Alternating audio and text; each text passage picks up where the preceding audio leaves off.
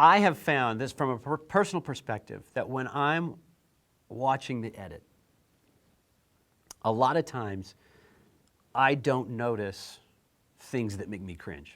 I'm just in the moment of like, okay, we're cutting this, it's working, we're doing this. But I will tell you what, this is a way, like, I'm an artist, right? I grew up as an artist, I made my living as an artist, and there was something that a guy, when I was just a kid, taught me, which was, if you're drawing someone's face as an artist, you want to know how good that face is, go stick it in the mirror. Just look at it in the mirror.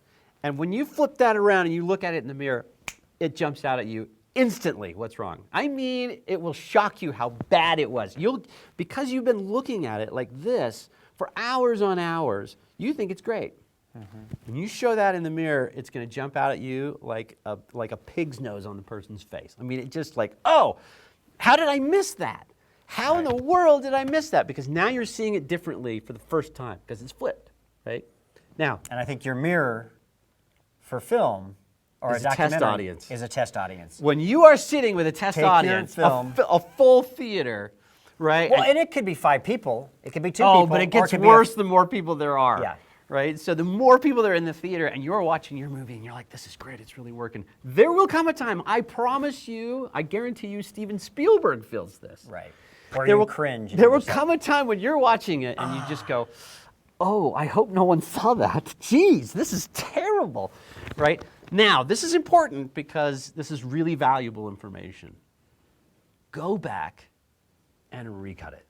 Go back and fix that moment that bothers you so much. Why do you think George Lucas keeps going back to Star Wars and recutting, right? He can do that. But in your film, take this as a cue to go back, and this is why test screenings are so important. Well, that's what I was going to say is don't have these feelings for the first time at your premiere. No. It's too late. You're not recutting it at that point.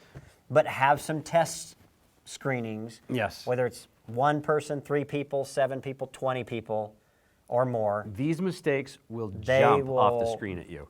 Be blatant. And you can't stand it. It's awful. You know it. The audience doesn't have to say a thing. You just know. If you have to close your eyes or you go, oh, I could have done that better. You know what? Go do it better. Yeah. Fix it. Well, you'll start to see the performances and you'll see, oh, that performance doesn't quite work because you're heightened. And in the editing room, you were like, oh, this is working, it's working.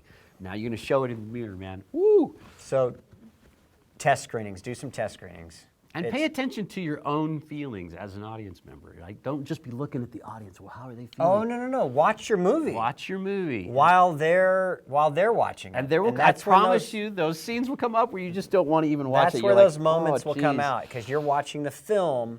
You're feeling the same emotions, you're feeling what they're feeling, and for some reason, because there are other people watching it, it heightens the mistakes. And you can feel like the air suck out of the room. Like when those moments come, you're just like, oh, you can feel a collective gasp of the audience. They're not really doing it. Badness. Right, they're not really doing it, but you feel it like, oh, that was so bad. And it happens, every show has these moments.